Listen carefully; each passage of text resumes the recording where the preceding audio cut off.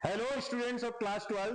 तो आज हम पार्ट 6 ले आए हैं। पार्ट 6 में मैं आप पांचों के पांचों जो पेपर जो आपसे आपको करवाए हैं एमसीक्यूज, आपको रिक्त स्थान, मैच द कॉलम और वन वर्ड या ट्रू फॉल्स, तो उनमें जो हम पार्ट 6 जो हम कर रहे हैं, वैसे पार्ट 5 में भी मैंने न्यूमेरिकल करवाए हैं, लेकिन पार्ट 5 में जो न्यूमेरिकल करवाए वो 2023 के थे। आप कौन से न्यूमेरिकल देखने हैं 2024 में जो आए हैं उनको, और फिर जो आपको सैंपल पेपर करवा रहा हूं इसके थर्ड के करवाऊंगा, फिर सेकंड के, फिर ऐसे करके फर्स्ट के जितने भी न्यूमेरिकल वाला पोर्शन है वो हम पार्ट में कवर करेंगे। तो ये पार्ट 6 के क्वेश्चन देखते हैं जो 2024 के लास्ट ईयर के पेपर में पूछे गए हैं। 2 मीटर लंबाई और 100 फेरों वाली एक परिनालिका में 10 एम्पियर धारा प्रवाहित हो रही है।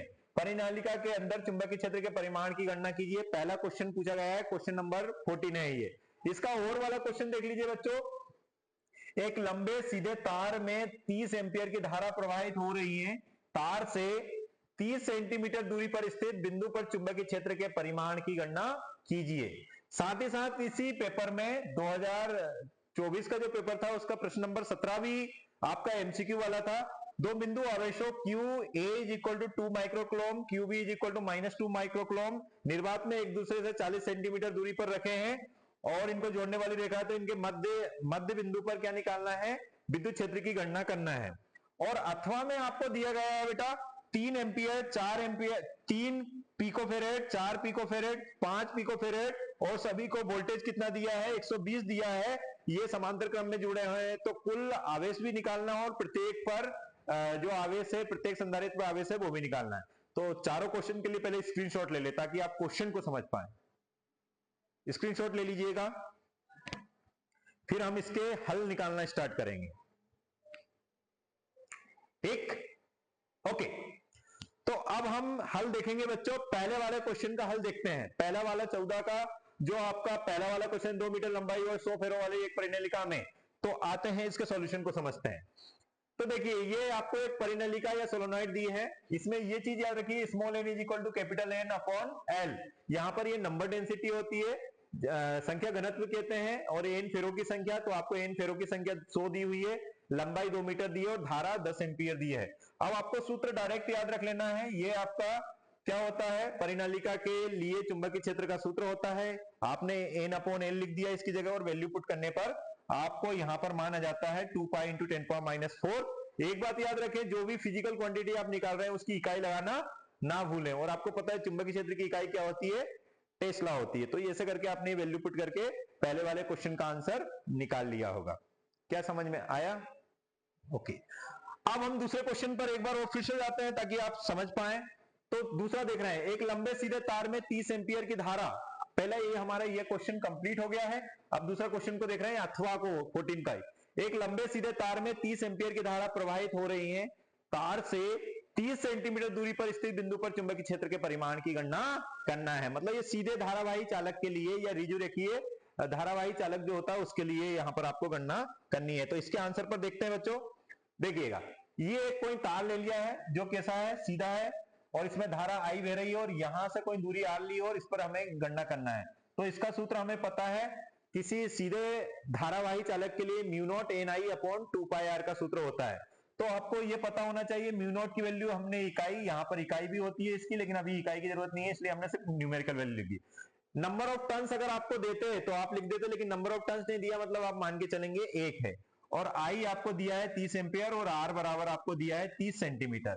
तो 30 सेंटीमीटर को आपने किस में कन्वर्ट कर लिया, मीटर में कन्वर्ट कर लिया। और आपने यहां पर वैल्यू पुट की, तो म्यू नॉट की जगह आपने 4 पाई इंटू 10⁻⁷ लिखा, एन की जगह 1 लिखा, और आई की जगह 30 एम्पियर लिखा, 2 पाई को 2 पाई रहने दिया, और आर की जगह आपने 30 इंटू 10⁻⁻2 लिख दिया। ये 30 से 30 कैंसिल हो गया, 2 पाई से ये 4 पाई कैंसिल हो गया, 2 बचा।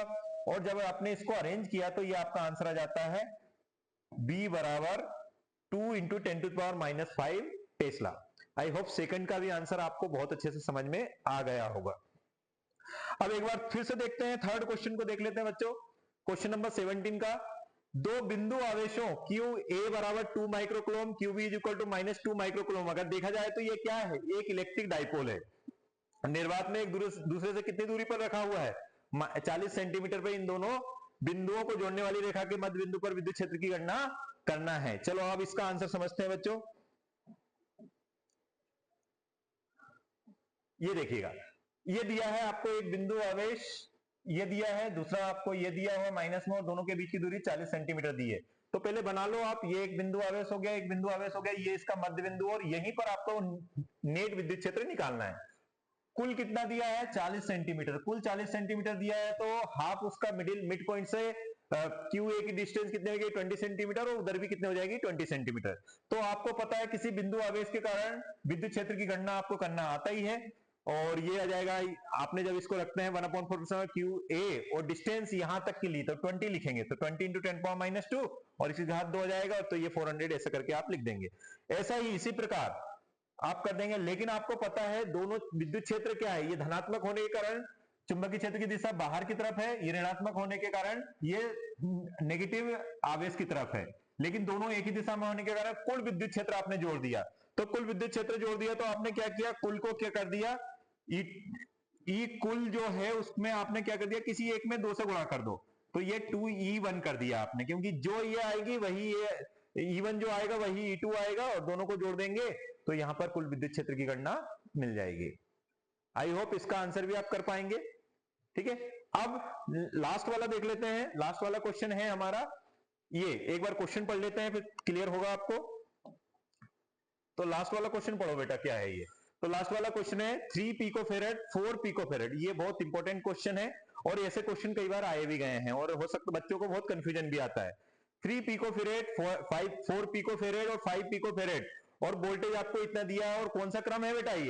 ये आपको समांतर क्रम दिया हुआ है, और बोला गया है कि कुल या तुल्य संधारित्र की वैल्यू निकालिएगा, है ना, या तुल्य धारिता निकालिए, और कुल आवेश भी निकालिए, और प्रत्येक पर आवेश भी निकालिए। ये भी 2024 में पूछा गया है, ये क्वेश्चन नंबर 17 का और है। इसको पूरा हमें फिर से सॉल्व करना पड़ेगा।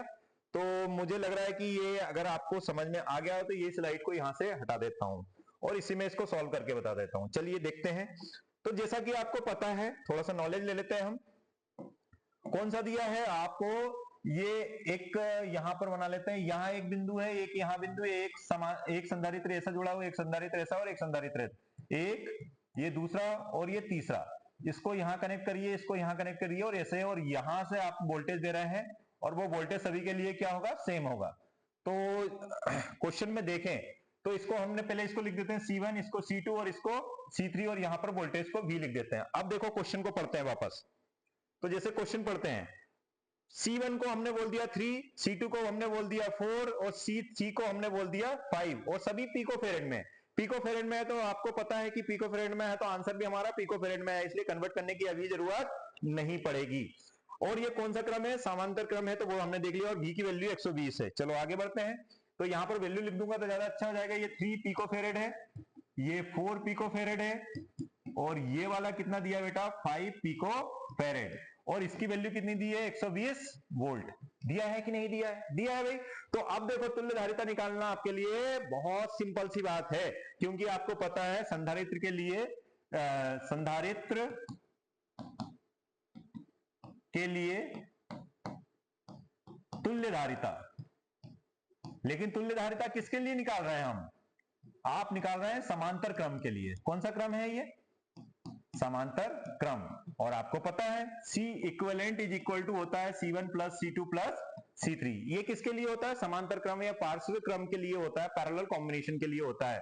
तो C1 कितना है? 3, 4, 5, ऐसे हमने सबकी वैल्यू रख दी, लेकिन ओवरऑल पिकोफेरेड में ही है, तो 4, 3, 7, 7, 5, 12 पिकोफेरेड आंसर आ जाएगा बच्चों। स्क्रीनशॉट ले लीजिएगा, ताकि मैं इसी स्लाइड में आपको और आगे का सॉल्व करूं। याद रखना है आपको। तो C इक्विवेलेंट भी आपके पास मिल गया है, और ये कितना हो गया? 12 पिको। पिको की वैल्यू आपको पता है 10⁻12 फेरेड। ये हमने कुल धारिता भी निकाल ली है। ठीक है, आ गया। चलो अब ये वाले पार्ट को मैं हटा देता हूं, ताकि मैं और चीजें जो पूछी गई है क्वेश्चन में और पूछा गया है, कुल आवेश भी निकालिए, और प्रत्येक संधारित्र पर कितना आवेश है वो भी निकालिएगा। तो हम मान लेते हैं भाई ये क्या है? सॉरी, यहां से यहां तक मिला देता है। हमें पता है कि यहां से कुल आवेश सपोज कीजिए क्या आ रहा है? Q, लेकिन यहां पर जो आवेश गया है इसको हमने Q1 बोल दिया, यहां पर जो आवेश है इसको Q2 बोल दिया, और यहां पर आवेश है इसको Q3 बोल दिया। ठीक है, तो ये हम ऐसे निकाल सकते, लेकिन अभी हमें कुल आवेश निकालना है, तो कुल आवेश के लिए आपको क्या लिखना पड़ेगा, कुल आवेश Q इज इक्वल टू होगा सी भी, मतलब ये सी इक्विवेलेंट लिखना पड़ेगा और V आपने जो टोटल दे रहे हैं वो, और Q आपको टोटल मिल जाएगा। तो Q इज इक्वल टू सी की वैल्यू बताओ कितना है बेटा, सी इक्विवेलेंट आपके पास है 12 पिको, 12 इंटू 10⁻⁻12 और V की वैल्यू कितनी दी है 120, तो ये 12 का 12 में गुणा करेंगे 144 हो जाएगा और ये 0 हो जाएगा और ये 10 की घात -12 हो जाएगा। तो अगर आप इसको सॉल्व करते हैं, इसको सॉल्व अच्छे से करते हैं तो ये कितना हो जाएगा बताइएगा, एक जीरो कैंसिल हो जाएगी तो ये 144 और 10 की घात कितना हो जाएगा -11 हो गया, और एक 10 से और 100 से डिवाइड कर दो तो 1.44, ये 10 की घात कितना हो जाएगा -9, और ये किस में आ जाएगा बेटा, कूलम में आ जाएगा। इसको बोले तो 1.44 नैनो कूलम। एक बार थोड़ा चेक कर लीजिएगा आप, आंसर में मिस्टेक नहीं, आपको सारी स्टेप बता दी है, अगर कहीं कैलकुलेशन में मिस्टेक हो तो आप उसको चेक करना आपकी ड्यूटी बनती है। आई होप मैंने तो मेरी तरफ से सही किया है, फिर भी आपको ऐसा लगे कि कहीं पर करेक्शन की जरूरत है तो आप देख लीजिएगा।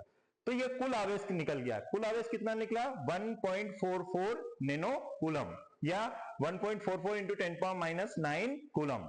अब प्रत्येक पर निकालना है, क्या करना है बेटा, प्रत्येक पर निकालना है, तो आप प्रत्येक पर निकालने के लिए क्या बनेंगे, Q1 is equal to C1 और भी आपको पता है C1 का मान कितना दिया है 3 गुणा 10 की घात माइनस पिको का मतलब 10 की घात -12 होता है, और V आपको पता है समांतर क्रम में V तो समान होता है, तो यहां पर 120 ही लिखेंगे। अब बस गुणा करना है, भारतीय 36 मतलब 360, भारतीय 36 हो गया और ये 0 एक और लगा देंगे, है ना, भारतीय 36 360 हो गया और 10 की घात -12 आ गया। इसको आगे सॉल्व कर लेंगे, ये Q1 आ गया, ऐसा ही Q2 निकाल सकते हैं, ऐसा ही Q3 निकाल सकते हैं। Q1 में क्या जाएगा, यहां पर Q1 में C1 आया, तो ऐसे ही Q2 में क्या जाएगा C2, और यहां पर भी आ जाएगा, ऐसे Q3 क्या जाएगा C3, और यहां पर भी आ जाएगा। आई होप आप ऐसे करके इन सारे आवेश निकाल सकते हैं।